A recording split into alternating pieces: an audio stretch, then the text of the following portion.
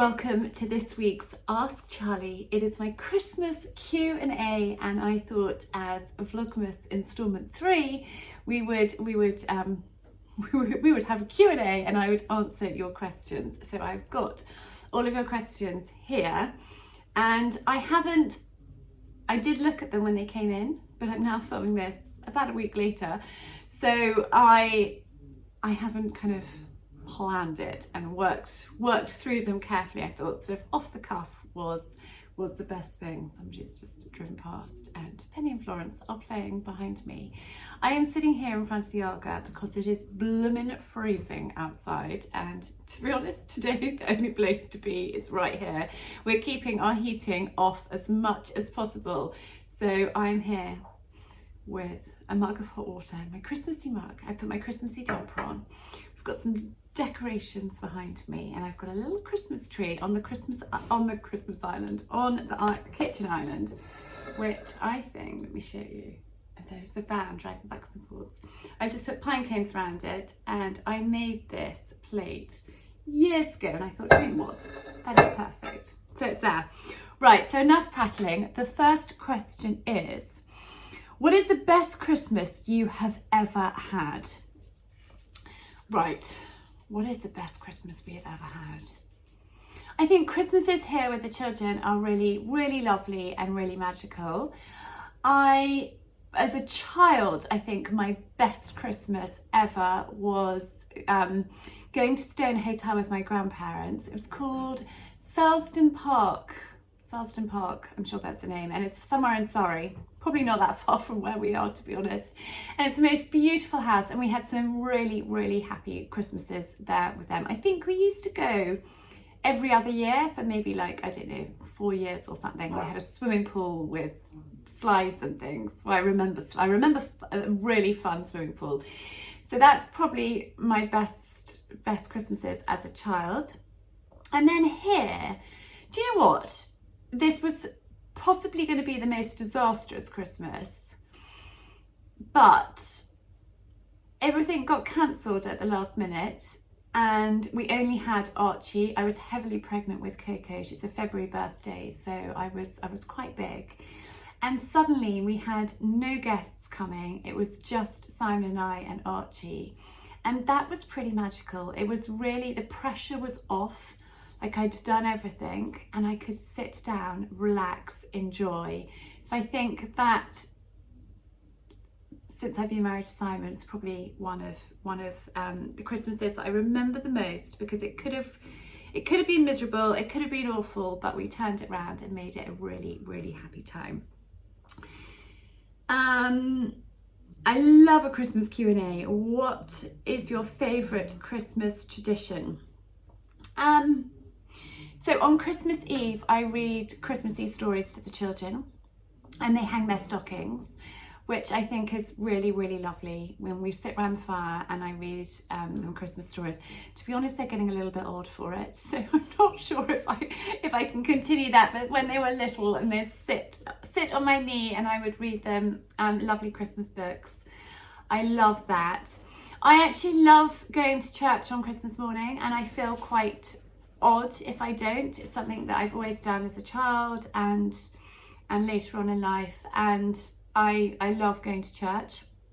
I love getting dressed up on Christmas Eve and having a beautiful, lovely supper, and just, you know, making an effort.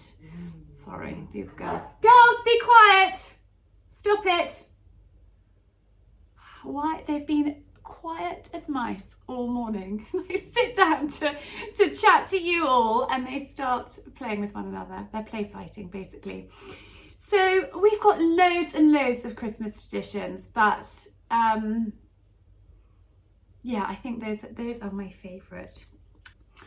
Can you suggest some easy Boxing Day desserts, main courses, aromatic beef curry? Oh, that sounds delicious. I'm thinking something fruity, so maybe something to do with clementines, maybe like a clementine sorbet, really delicious and light, or a lovely strudel.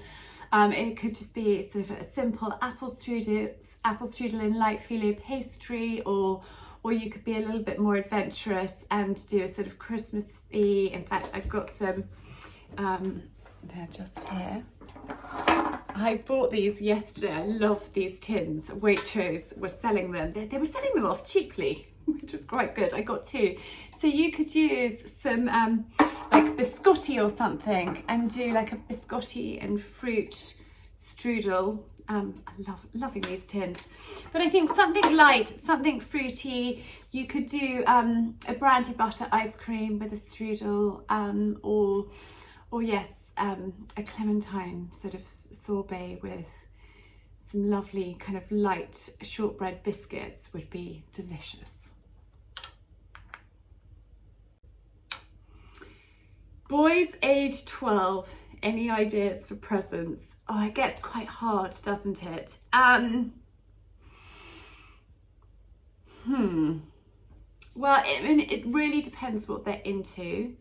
But I think there's some great kind of constructing things for slightly older children. So you could, you know, like those amazing sort of Meccano sets, things like that, if they're into that sort of thing. I mean, Gus is just into crossbows and catapults and things like that. What did we give Archie for his 12th birthday? You know, a bicycle. Oh, I think maybe slightly, I'm thinking of those hoverboardy kind of things. What else? It really depends what they're into. Like Gus is massively into Pokemon, and he's actually got like a proper collection going. And so that's all that he wants. And Archie is 14, and actually all he wants is money and clothes. He's quite into clothes. Something sporty, or something like an experience. Like, what about going, what's that thing where you float in the air? I can't think of the word. You know, and it blows up from underneath and you float. What is the word? It's really bad. I can't remember it.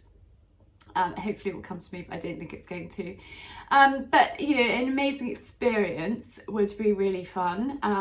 Something like that. Or what about like a driving experience on a drive? We've got Goodwood not that far from us, and I know that they do some amazing driving experiences for children that age. So something like that would be quite fun and quite different. So hopefully that is helpful, and I will try and remember while I'm chatting to you what the name of that is. I want to call it hover. Sorry. Will you be wearing your beautiful vintage toile skirt? I don't know if I'm going to this year. I might put it on for a photo, but because we're going to be away, I don't think it is going to come out. And it's a sort of thing that if we were to have a drinks party here in the house, I would probably wear. It's not the easiest thing to wear out and about. It may come out. I absolutely love it. And actually somebody else asked me where it's from. It's vintage Max Mara that I bought from Juliana Hill. I get a lot of my best bits from her, and I just saw it and knew that it was just something that I will have in my wardrobe forever. I feel like an absolute princess wearing it. It's so gorgeous. Another clothes related, favourite Christmas Day outfit. It's got to be something comfortable, practical. We go to church in the morning and then I come back, we cook. So to be honest, like a sparkly jumper dress, it's normally something that I would wear, or I've got some lovely tweed trousers and sort of houndstooth trousers with a blouse and a jumper. Just something practical. It's got to be practical. I've got to be able to do stuff in it. I've got to be able to chuck on a pair of wellies and walk the dogs or go and do the horses. So I don't tend to get really, really dressy on Christmas Day. if we are getting dressed up, it's on Christmas Eve, and then I love to put a beautiful dress on, or that skirt, and a blouse or something. Next question is stocking fillers for kids. I think, Emily, something practical. So Emily asked this question. Something practical. So I've just been umming and ahhing about when we're actually going to do stockings. And do you know what? I'd love your advice on this too.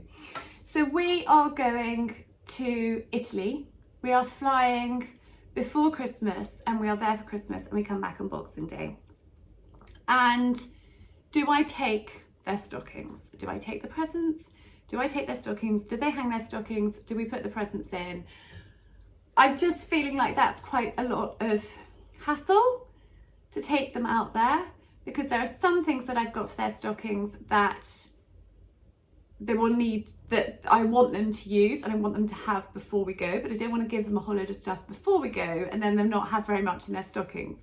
So I'm thinking about doing their stockings the day before we go. It's actually, we've got a lovely day planned, and we've got a carol concert, and I just think it would be lovely actually to come back, light the fire, and then them open their stockings early and have some of the things in there that they can take on holiday. So I put practical things in, I put some fun things in. They normally have a pack of cards. Coco might have some makeup-y bits. I've actually got them hand warmers.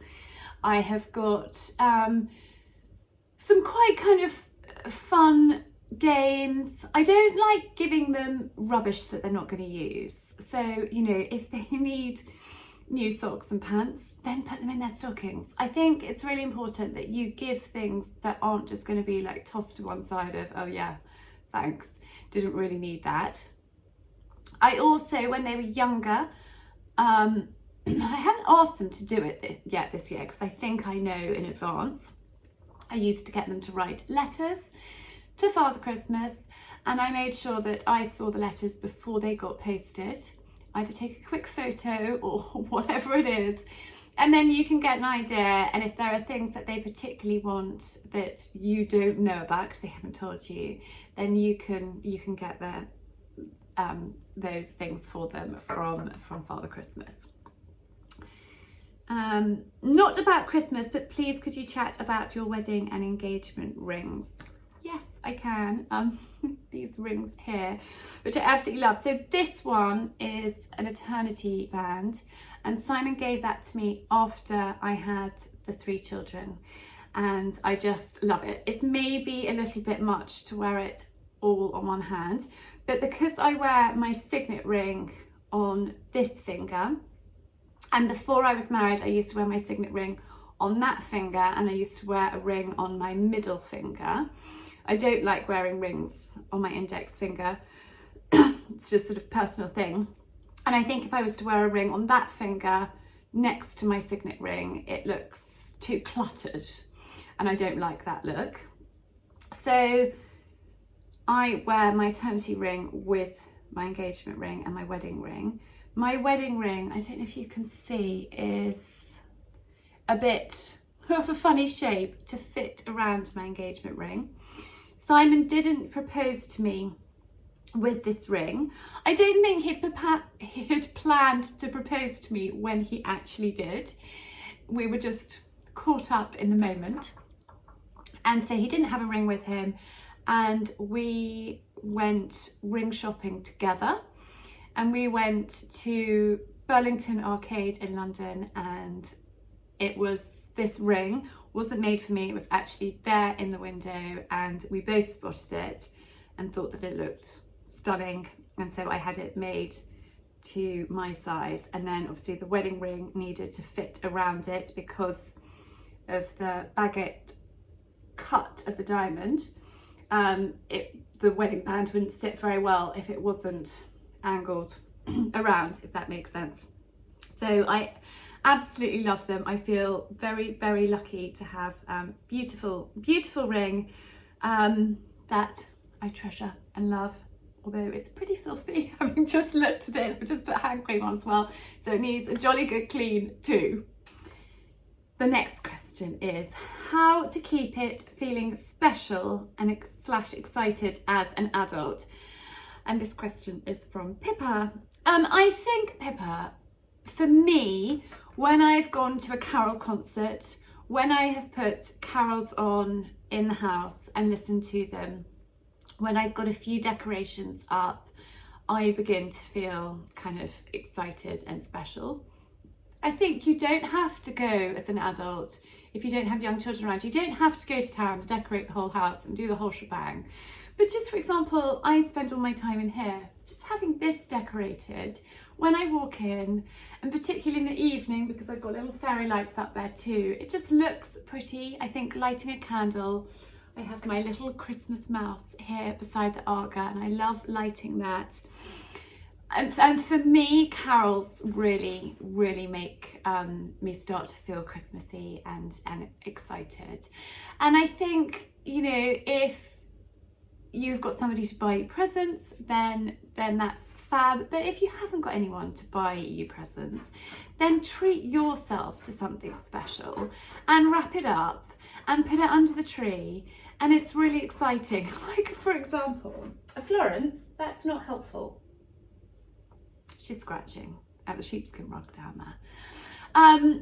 I buy most of my Christmas presents myself because I know what I want, I know what I like, and if I see something and it's close to Christmas, I'll think, do you know what, I will buy that and give it to Simon. He can wrap it or whatever, and I can look forward to opening that at Christmas. So you may have watched my last Friday's episode when we surprised Archie in Scotland. Florence, stop it. I bought myself some Jo Malone perfume at the airport, and actually I haven't opened it. I'm keeping it for Christmas. I will probably give that to myself just before we go skiing, or one of the children will give it to me, or Simon will wrap it up and give it to me, and that will come on holiday with us. So, you know, and that then feels special. I think if you buy yourself something but you keep it for Christmas itself, it still feels special. So hopefully that helps.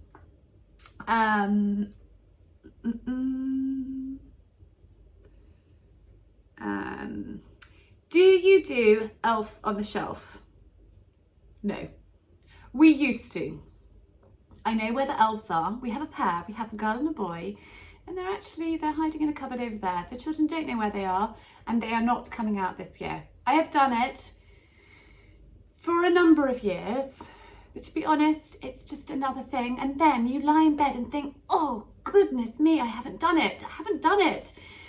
And you come down at midnight or whatever it is and you create something. No, I just don't have the energy or the enthusiasm for that, unfortunately, anymore. So they're tucked away. Nobody's asked about them.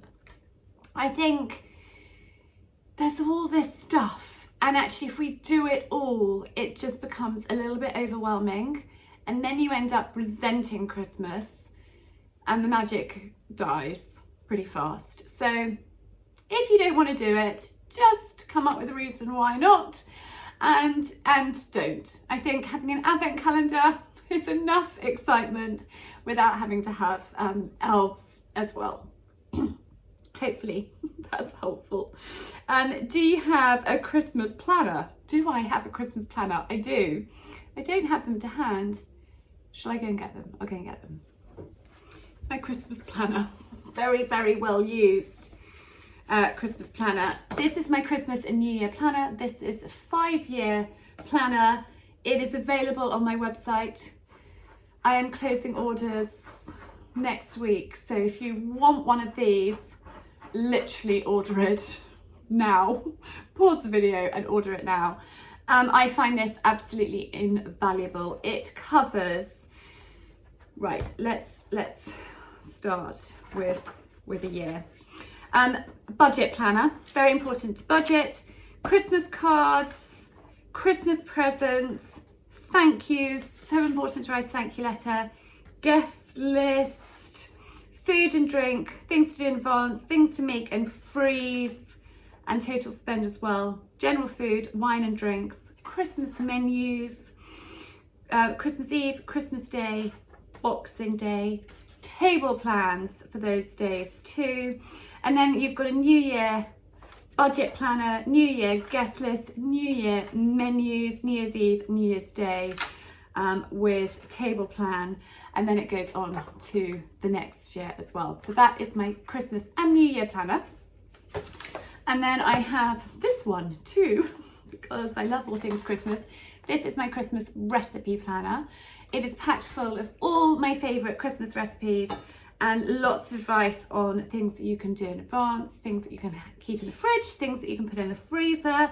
It gives you menu suggestions and it gives you all the recipes, including a shopping list. So that is available on my website too. That's been so popular, I've actually had to reorder it twice because we kept running out, which is super, super exciting.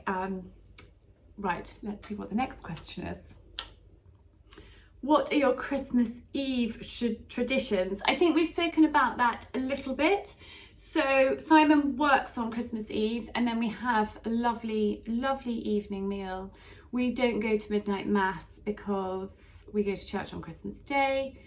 We have a lovely meal as a family. We make a bit of an effort. I lay the table and make it look beautiful, and we put on, you know, nice clothes. It's not tracky buns and t-shirt kind of meal. I think when you go to the effort of cooking special food, it just elevates it if you put something nice on as well. So the children have to not dress up, but like put a shirt and chinos on, or you know, even some combat trousers with a shirt and some smart trainers. I don't mind at all, but I do put on a dress and make an effort.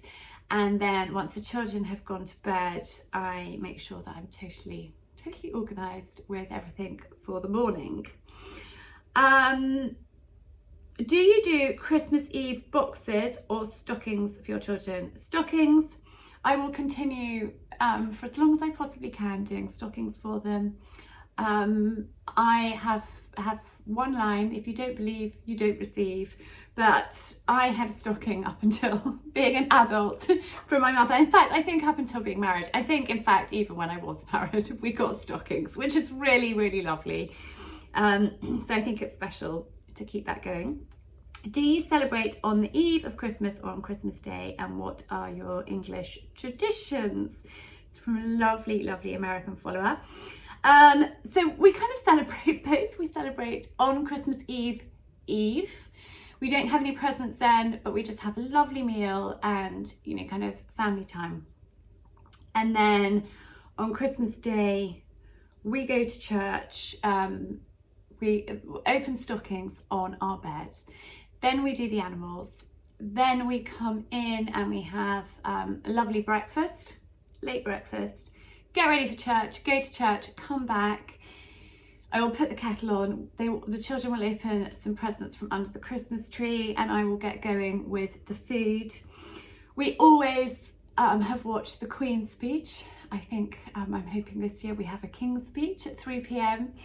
And then I do the animals. Everyone comes and helps. And then we sit around the fire, we play games, we laugh, and we just have a really kind of lovely, cozy time. And then Boxing Day is always filled with fresh air. I mean, every day is filled with fresh air in our lives, but we make sure we either go for a long ride, and those that don't ride will come on bicycles. We will go for a long walk. We will do something outside, and we tend to have leftovers. A couple of years in a row, we've had family on Boxing Day, which has been really, really lovely. A little bit more relaxed than Christmas Day. And I just put lots of food on the kitchen island, and everybody helps themselves. And the kitchen island is where we are right now. So that's what we tend to do. And I love Christmas music because I think it really kind of gets me in the spirit of things. Have you any Christmas canape ideas, please? Would love to see some recipes. That is from Helen. And yes, I've got Christmas Canape recipes in here. Now actually, I haven't put these away. So we had some friends for an impromptu drink last night. And Simon said to me, darling, can you whip up some nibbles? These are from a company called Black Mountain Smokery.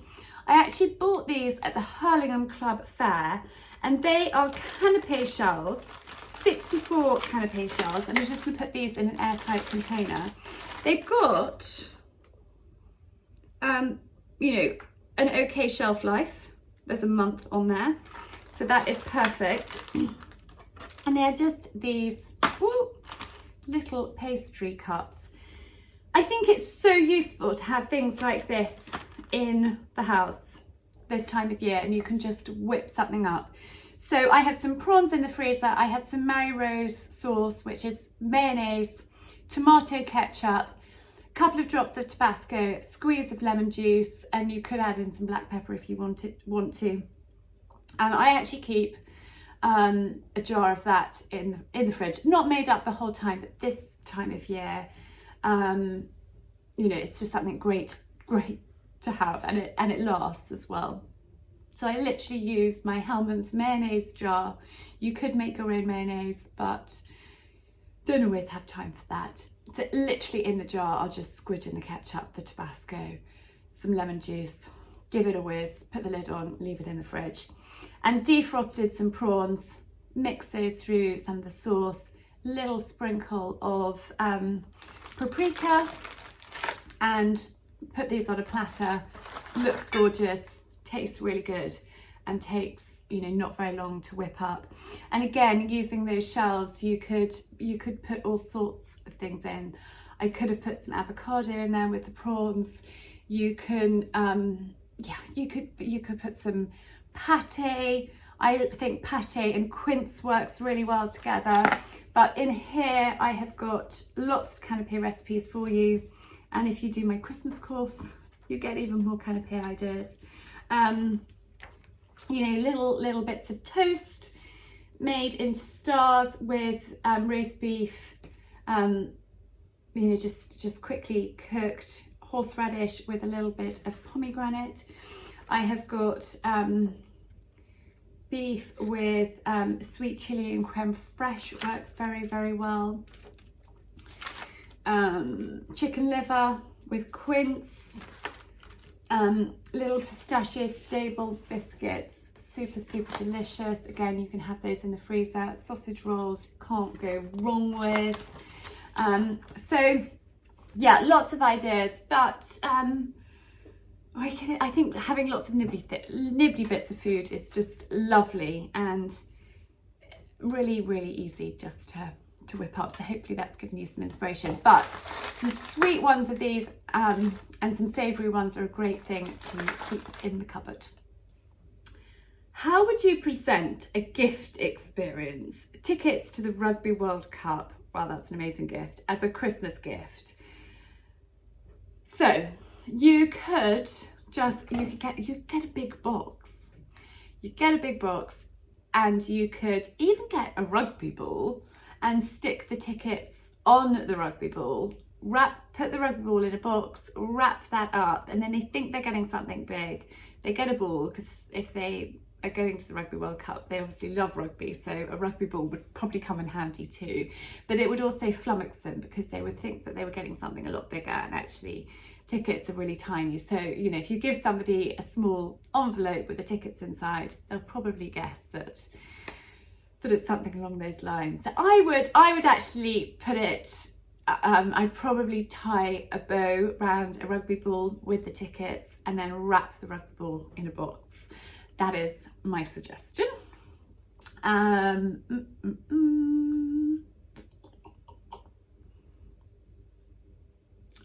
Someone said, love your outfit. Can I ask where it's from? I think that outfit that they're talking about is the black Max Mara vintage skirt, and it's actually a white blouse from Zara about 5 or 6 years ago. Zara has some great blouses and things like that, particularly at this time of year. Another person has asked best Canape recipe. I think we've talked about canapes. Do you prefer Christmas or New Year as far as celebrations go, and why? This is Nikki's question. Definitely Christmas. I love Christmas. I love all things about Christmas. I think New Year can be an anticlimax. I think there's all this hype of what are you doing for New Year? Where are you going? And I love being older and not having that pressure of what are you doing for New Year? When you're younger, when you're like a teen or in your 20s, I hated that question. Like, if you didn't have great plans, you're obviously a boring person or whatever. And so I actually like to have a relatively... So this New Year, we've got one of my darling friends coming to stay with her children. And I can't think of anything better. A lovely meal, some wine, really great chat, a house full of children.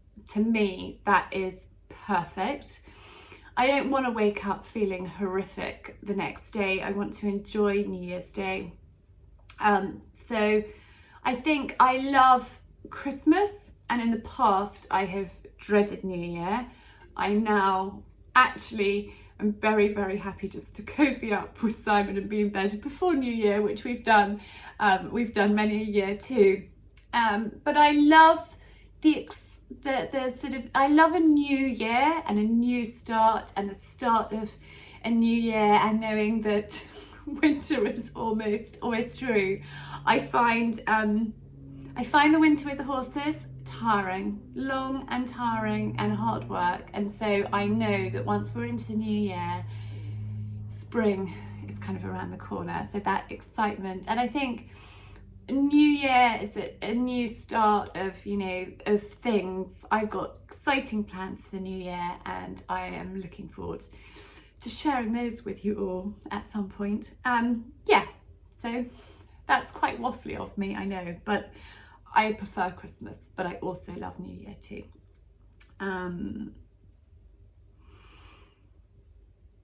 Have you experienced an egg shortage? If so, has it affected your cooking and baking?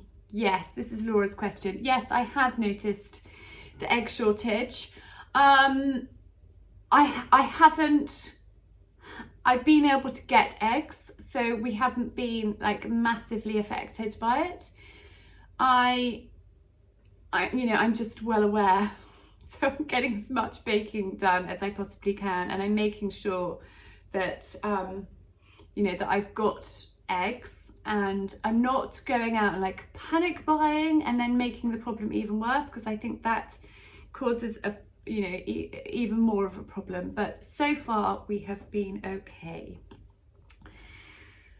How do you avoid getting caught up in the elf on the shelf trend? Well, I think we've talked about that. Yeah, look, if you don't want to do it, just don't be forced into things because it's the done thing. Just say, do you know what? We can have an elf on the shelf, but it's not going to move. How about that? And, maybe it might move once a week, and that's okay too. I've done that in the past. And what meat do you prefer to have for your Christmas Day meal? Well, that is a good question. I actually like turkey. I particularly love a turkey sandwich, cold turkey sandwich with cranberry sauce and some stuffing and a bit of lettuce in there. Absolutely, that's one of my favourite things. Roast beef is probably my most favourite meat.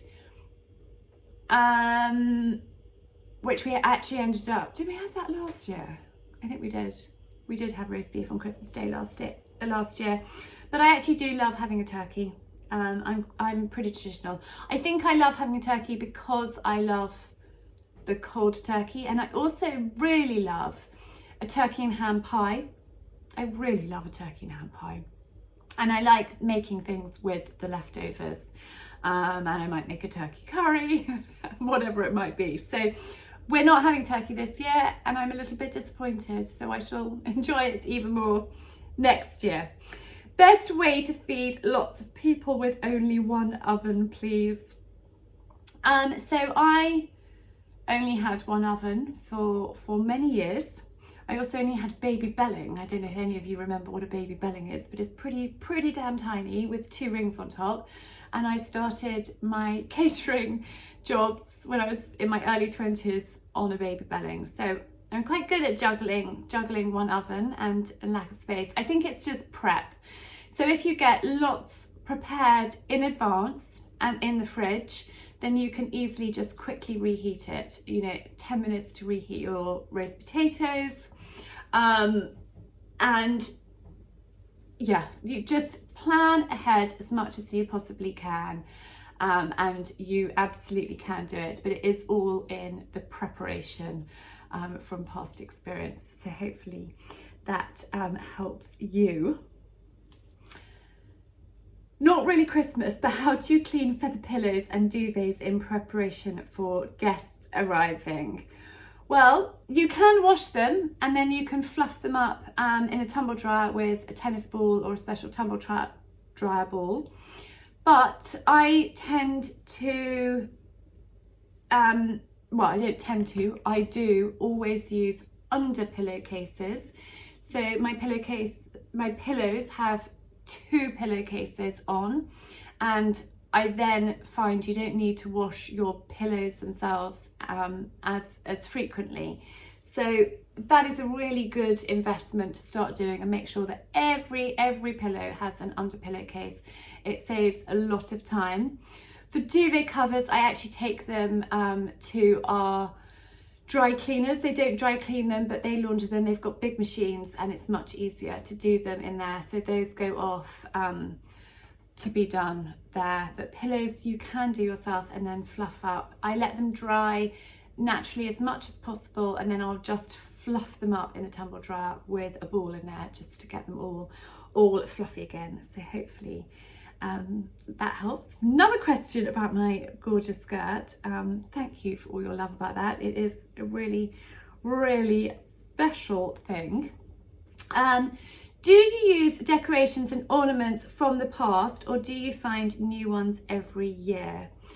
From the past, absolutely from the past. I reuse everything.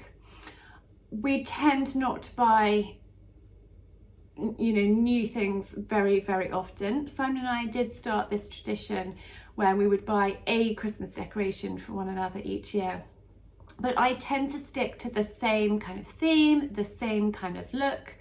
I don't change things up that often. If I find something that I love and it works, I stick with it, which may be boring, but it's just easy. And if you go to the effort to make something, buy something, create a look that you love, then just stick with it. I mean, this has been up for the last 3 years, exactly the same, or pretty much exactly the same, and I really love it. Actually, somebody asked me today where I got these from, and I made them. They're part of my Christmas course. They're little envelopes.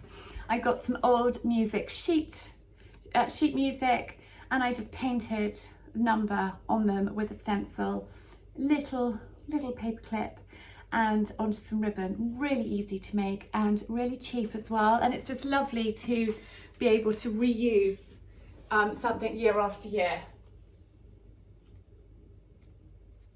So that is back up there. I will show you something else actually, hang on. So we have got something new for this Christmas, and I haven't even opened them. So let's do that now. Simon bought these for me at the Christmas fair that we went to together, the one after the Rare Brand, and they are in here. And I have been waiting to open them. So they are vintage Christmas baubles. And I just think they are pretty special. I love old things, and these are just gorgeous. And then they came, the lady sweetly gave me these that you can use, but I've got some red velvet ribbon here, and this is a job that I will do soon because I need to. I'm just going to thread the ribbon through and tie it, and I think those will look really, really gorgeous hung on our tree. So that is something new but old, and I just I can't buy new every year. I can't do it. I just find it too wasteful. I love our Christmas tree, and I will be sharing that with you in the next Vlogmas installment. Has loads of things that we have made, that the children have made, that I have made, treasured things from the past, and I just think that that is really, really lovely and special to have and to bring out year after year. And I think create a collection that you love, and then you can change the colours by maybe changing the ribbon colour. Like some years I have red ribbon, some years I have gold ribbon, some years I don't know, I might have another ribbon. Oh, one year, and in fact for quite a few years when the children were tiny, I had a very sort of Nordic theme. I had red and white sort of gingham ribbon in bows on the tree, and actually those ribbons got a little bit tired and I replaced them. But just, you know, really, really simple, and you can change things up just by, you know, changing the colour to the theme. There's a couple more questions and then we're almost done. How do I, as a mother of 3, just catch a break from everything piled onto this season? Oh, I totally feel for you. It's feeling a little bit bonkers, particularly this year.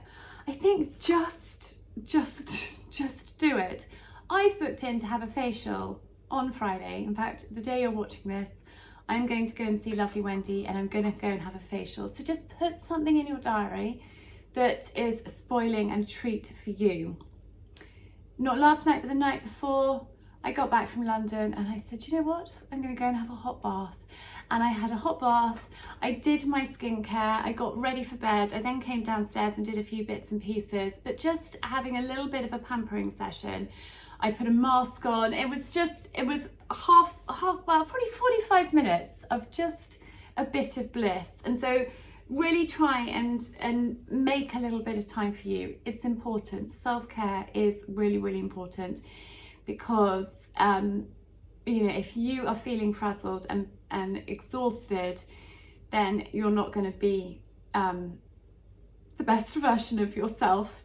So take a little bit of time, have a moment, whether you book in to go and have your nails done or a pedicure or whatever it is, just take a moment and have a little bit of time, whether it's just even going to bed early.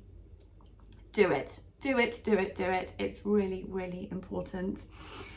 And then we have got a perfect New Year's Eve dinner menu. Well, actually in here, I suggest artichoke and brie galettes, they're little pastry tart things. Beef bourguignon, I've shown you all how to make that in the first Vlogmas episode. Green beans, roast potatoes or dauphinoise, and a chocolate mousse. You want to keep it simple.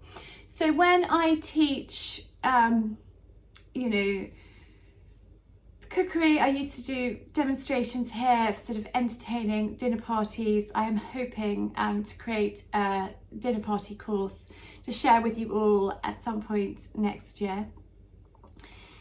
Plan your menu so you are not chained to the oven. Carefully think through what you are going to cook. Make sure it's something that you have cooked before, that you had a little bit of a practice. Don't, you know, try something new when you're entertaining people, because that's just stressful and you'll be frazzled. So plan it, do things that you can do in advance. You can actually then enjoy celebrating, being with your friends, with your family, whoever it is, and having fun. So something like beef bourguignon, easy peasy. Potatoes, you could even just do it with rice. Green beans, That's going to take you 5 minutes. I did green beans for 20 people last weekend. They took 7 minutes to do. If you prep them, make sure they're topped and tailed in advance, you know, job's done. Easy peasy. Chocolate mousse that you can just pull out of the fridge and enjoy. Keep it simple is my advice to you. Okay, we've got 2 more questions and then we're all done.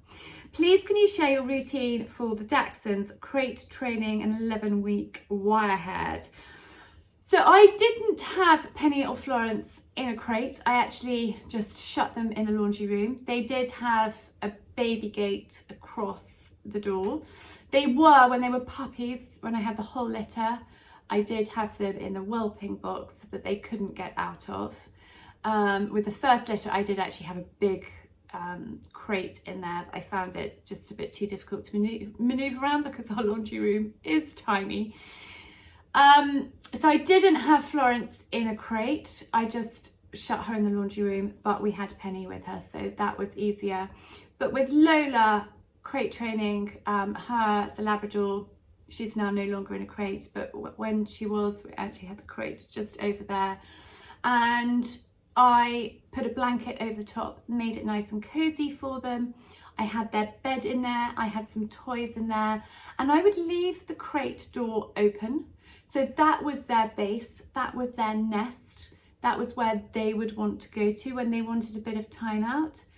So they could volunteer themselves to go in. So they weren't being shut in there as a punishment, it was their safe spot. And then, you know, it's just really important to take them out frequently when they're tiny. I think they need to go out at least every hour. Just take them outside when they wee, when they poo, lots and lots of praise, lots of well done. Don't tell them off if they have an accident inside. Just, if you catch them doing it, pick them up, carry them outside, so they then get the message.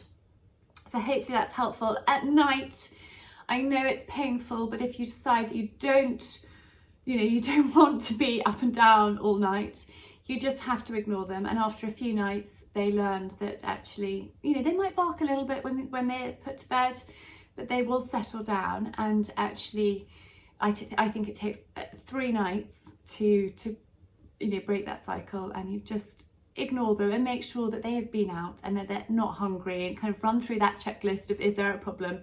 But the more you come down, the more they will want, the more fuss, the more they will cry or bark. So try to be firm. I think I talked more in an episode in the summer about things like that, so hopefully that is helpful. And our final question is tips for visiting family and friends without getting too busy and rushing around. Great question. I think you just have to look at your diary, sit down with your partner, with your husband, with whoever, and say, right, this is what I would like to do. What would you like to do? Who do we have to see? What are we going to do? Chat it through. Talk to family members and be honest. Just say it doesn't work. I would love to do that, but I can't be here, there and everywhere without being totally frazzled. So actually, could we make a plan to do X, Y, and Z? And just be honest. There is no point trying to please everybody and not pleasing yourself and being completely and utterly frazzled. And that's not selfish at all. Just plan it in advance. Make sure that everybody knows what the score is. Obviously, some things happen and some things don't go completely and utterly to plan, and people just have to accept that. But I think try not to overwhelm yourself with pleasing everybody. Sit down, work out what you want to do, what works for you guys, and see if you can fit in and make it happen. And I think also, I haven't had this question, but delegate with cooking and with food and with everybody. I think it is so important to say, oh, do you think you could bring the sausage rolls? Or do you think you could bring the brandy butter? Or could you help with this? And when you've got guests and everybody's sitting down watching you do everything, give them a vegetable peeler and say, can you do that? Or say, would you mind laying the table? Or could toss them a tea towel and say, come on, will you help dry up? I think people actually enjoy being involved. They don't really like sitting there doing absolutely nothing. They like helping and get everybody involved is my advice. Anyway, I really hope that you have enjoyed this Q&A. I've loved sitting down, chatting to you all and answering your questions. I think I have answered everybody's question, and forgive me if I haven't. And I see lots of people that do Q&As and they just like handpick a few questions and then they're done. If people take the time to send me a question, I want to answer it, and I am really grateful for you asking me your questions, and I hope that you found my answers helpful. Anyway, I am sending you lots of love. Vlogmas installment number 3 will be coming out soon, so make sure that you are tuned for that. And in order to do so, you need to ring the bell and subscribe to my channel, and you'll get a notification when there is a new video live. Sending lots and lots of love. Keep calm, carry on, and love and laughter are my words for this Christmas season, period, time. Love and laughter.